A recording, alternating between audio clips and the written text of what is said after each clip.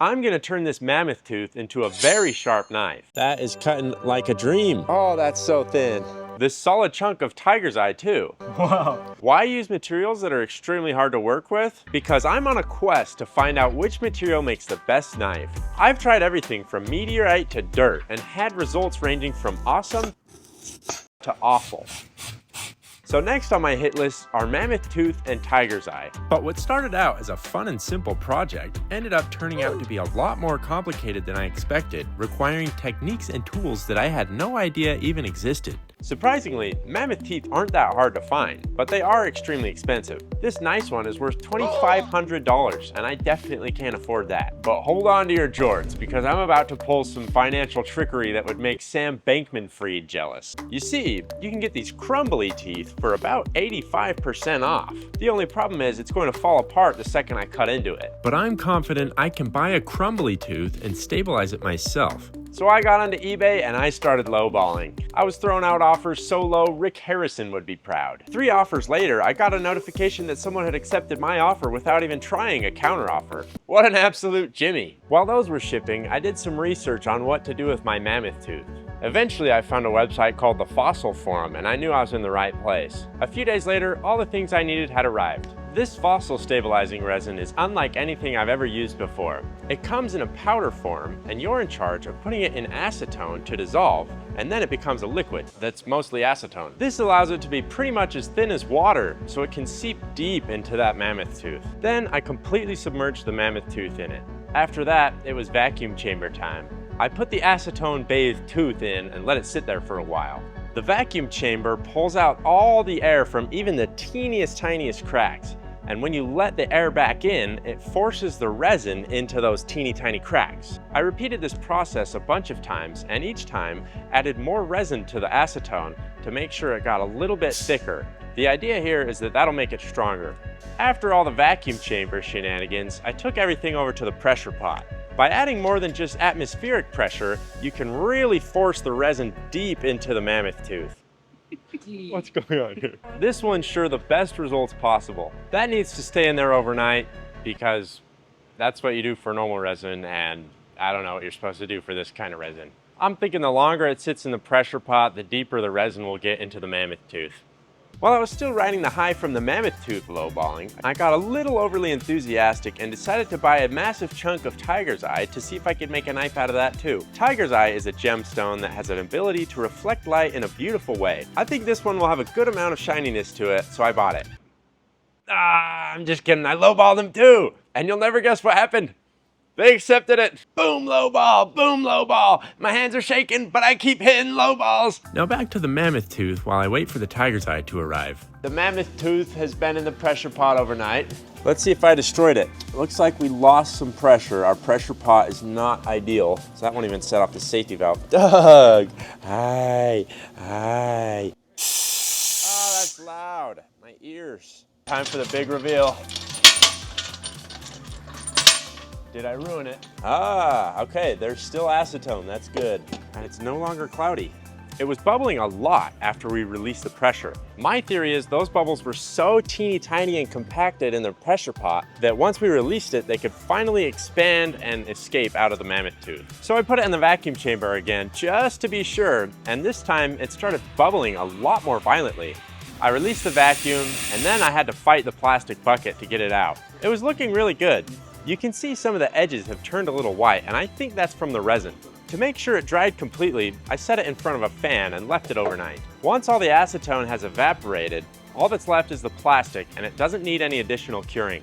The thin resin filled all the micro fractures, but it didn't really do anything for the larger gaps. To fill those, I'll use a normal 2-part epoxy resin. Once we're done with that, we should be left with a perfectly stabilized tooth. Hopefully this nice little aluminum mold doesn't leak, because that would ruin the whole project. I better not see any comments about using mold release. Now I'll mix up a batch of epoxy resin until it's more commingled than the FTX and Alameda Research bank accounts. That was a callback for all you Sam Bankman-Fried fans out there. And then I did my favorite step. Resin loves the microwave. I put the tooth and its premium custom mold in the vacuum chamber and then added the resin. Once the vacuum was going, it was bubbling for a really long time. I'm hoping that means the resin was getting real deep into all the cracks and crevices. I'm also hoping the resin doesn't all leak out before it cures. But it's looking a little bleak at this point. So I decided to put it in the plastic bucket to catch all the leaking resin. I took it out of the vacuum and moved it over to the pressure pot, just like with the other resin. The difference is this time it'll cure until it's solid overnight in the pressure pot. While that was curing, I figured I'd start working on the tiger's eye knife. All right, I'm thinking I'd do the knife kind of along this line here. That'll give us the most length and I think the best pattern. All right, we have the tiger's eye on the Waterjet. We're going to cut it on the quartz setting. I cut out a bit of a lightning bolt shape to keep it wider on the handle and thinner on the blade. Oh, yeah, I think we chose a good section to be our knife. Then I lined it up as straight as I possibly could and cut the same shape, only flipped. All right, it's time for the big reveal. How does that look? Ooh, look at that. And look at the chatoyancy. What a treat. I decided to call it a day at that point, and the next day, the mammoth tooth was looking pretty good. I have not swell news. It got down to 20 PSI. So that means our pressure pot is real bad. I think I've already recorded this. Yeah, I got bad pot. You got some weak pot, bad pot. Yeah. But try as I might, I could not get it out of its plastic bucket. I forgot mold release on this part. So I decided to leave it out in the sun to make it cure faster, despite ChatGPT telling me that was a bad idea. And while it's curing, I'll keep working on the tiger's eye knife. I have the rough shape, but I need to design the knife itself. I have settled on a design. Observe. I had to put some cardboard under the blade so it wouldn't break while being cut. And then I just cut out the knife shape. The Waterjet makes this step incredibly simple. Thanks, Waterjet. Bye. Wow, that is nice. 95% of you are not subscribed, and I'm literally going to cry if you don't subscribe right now. Okay, it's been a few hours. Let's check the mammoth tooth. Ooh, that's toasty. Come on, release me. There we go. Then I had to wrestle with the foil mold to get access to the mammoth tooth. At this point, I was starting to regret my decision to make a super epic custom mold. Oh, I'm like overheating doing this because this is like a hot potato essentially because it was sitting out in the sun. And it's like slightly uncomfortably warm here in the shop. And it's just enough physical exertion to get my heart rate a little above average. That took me like an hour. Kind of looks like the Titanic.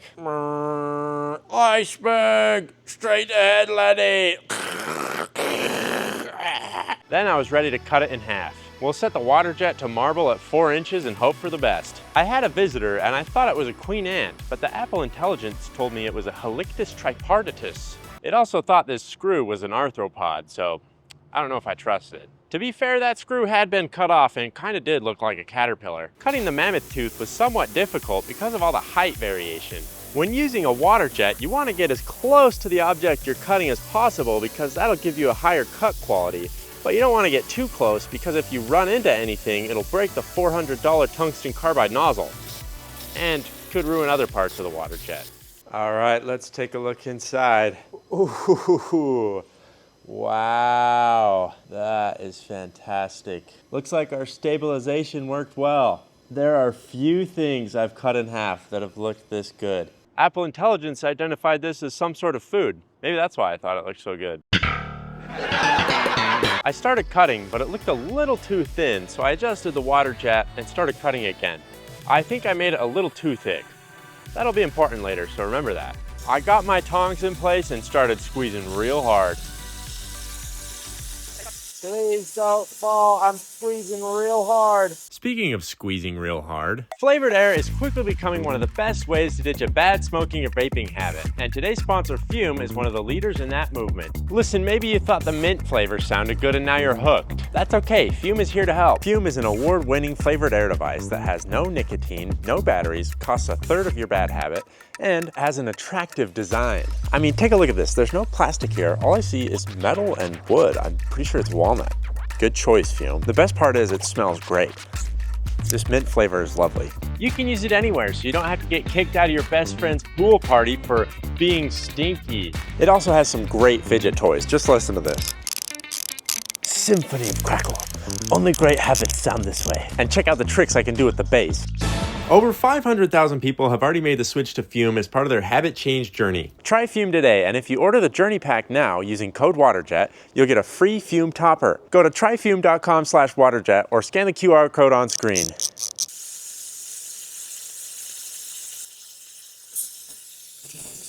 Ooh, that was scary. Look at that. We have ourselves a lovely slice of mammoth tooth. Now let's figure out what kind of knife we're gonna make out of this. I was debating which shape to make the knife, but I decided to go with this one because I thought it was better overall and I liked the little transparent window it left. I decided I didn't want to use the belt grinder on the solid tiger's eye knife or the mammoth tooth because they're both really hard and require diamond cutting tools to actually make any difference. So I bought a $1,000 machine that's made for shaping gemstones, and I'm just gonna hope it works for making knives too. A few days later it had arrived and I just had to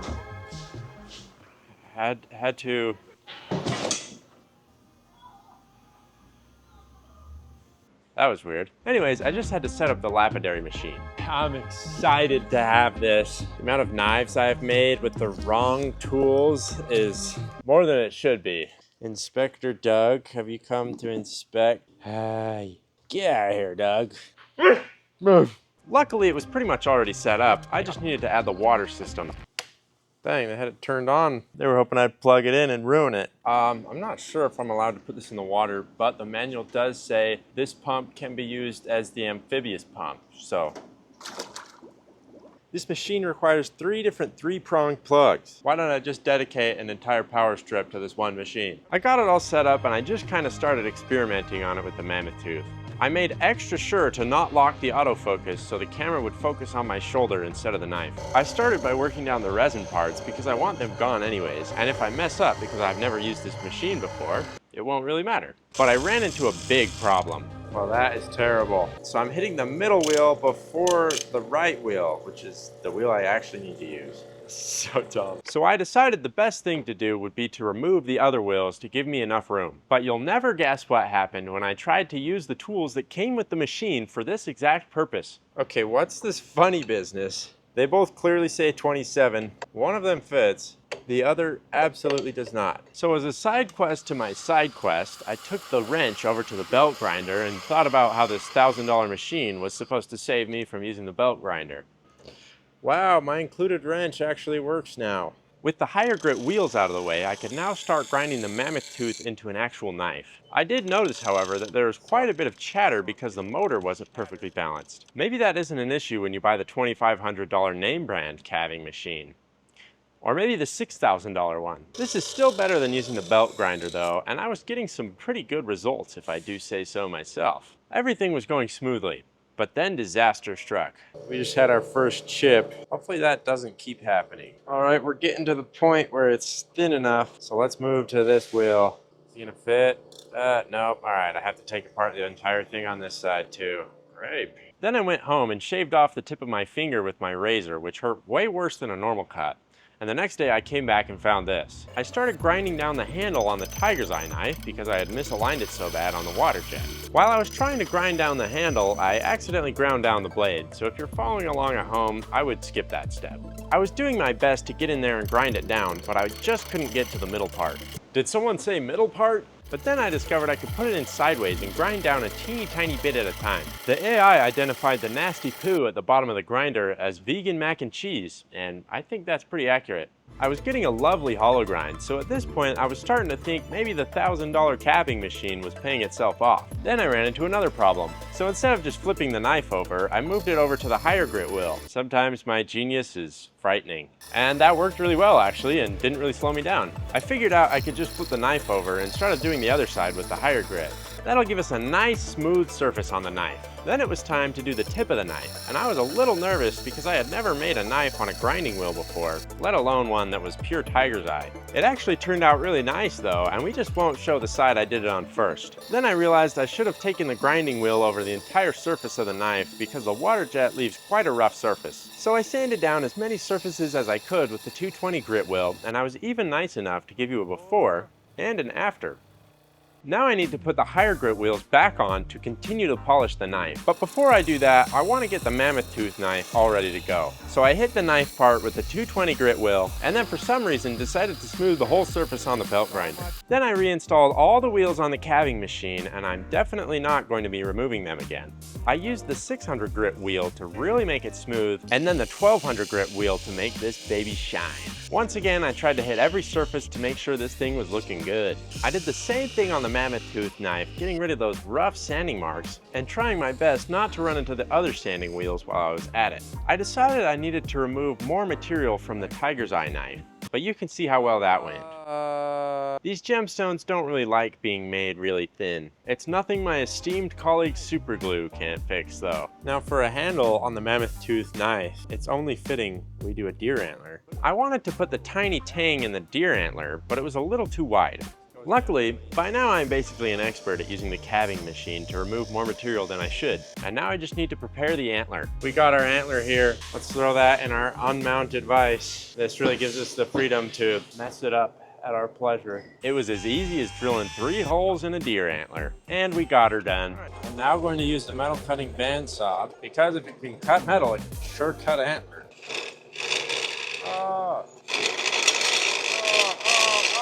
They say slow and steady wins the race, but I found a way to do it faster, and before I knew it, those 3 minutes had flown by. Oh, perfect. Then the knife fit in the antler no problem, and it was really easy. All that was left to do now was to shape the antler to make it look the way I want it to. If I'm honest, this antler is a little thicker than I would like, but if I shave it down at all, it'll lose the antler look. So I guess the best thing to do here is to just leave it as nature intended. Then I just put the antler in the vise and put the handle in the antler.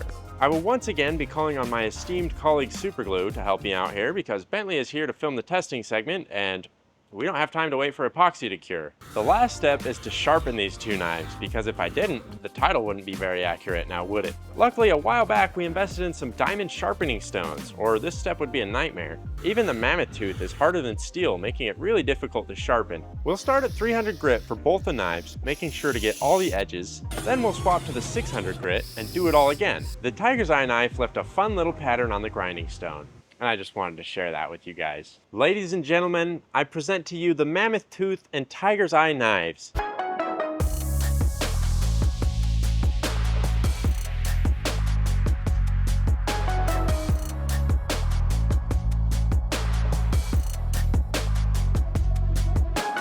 Here we have the knives. We're ready to test them. Wow, Yes. beautiful. All right, so we have the standard tomato, and I see a surprise. The cucumber's suicidal. We have here a mystery item. Ooh. Bentley bought these. I've never seen these before. They smell like Starburst candy. Let's start with the tiger's eye knife, shall we? You hear that? Or should I say, do you not hear that? Wow. You see that? I just tossed it and landed right on top of the other one. Oh, wow. All right, let's see how thin we can go. It's gonna be hard because this knife is a little thicker. Ooh. Wow, that is very thin. Ooh, man. Call me Flat Stanley. Will the mammoth be better? Let's see. This is also a very thick knife. What if you catch like some ancient disease that's never been unlocked? It'll give me mammoth superpowers, I guess. This wouldn't have been cutting anything before I got my hands on it. Let's move on to the tomato. That is nice. It's such a beautiful color. It looks like petrified wood even. Apparently, tiger's eye forms when there's asbestos and then it gets replaced by quartz. So don't breathe this. And apparently it's kind of fibrous if you get it really small. It's pretty dang sharp. It's just that thick blade that makes it tricky. Yeah. You're not cutting pieces of tomato that thin if your blade isn't sharp, that's for sure. It's a big tomato. They call New York the Big Apple. They call Tomato Town the Big Tomato. Smash like for more epic jokes. Wow, from my side, this looks really cool. The light on the edges. Yeah, I see the halo around it. I want to try these. We gotta wait till we're done with the tomato test. It's definitely cutting. I hate to say it, but I think the tiger's eye worked better. It goes right through that. Yeah, probably because it's so firm. Oh. It's time for the golden berries. They're like slimy almost. Let's see. It's like a cherry. Is it a cherry? Ah. I wonder what family it's in. Yeah. Ooh, very nice. Let's try the mammoth tooth. Now it kind of smells like a pumpkin. Huh. Ooh. Oh, wow. That glided through like it was nothing. Ooh. Wow. Let's give it a taste. No, but you're going to get the mammoth disease. What the heck? You ever had a kumquat? It's like kind of like that. I have no idea what that is. Kind of like zesty, but also kind of like sweet.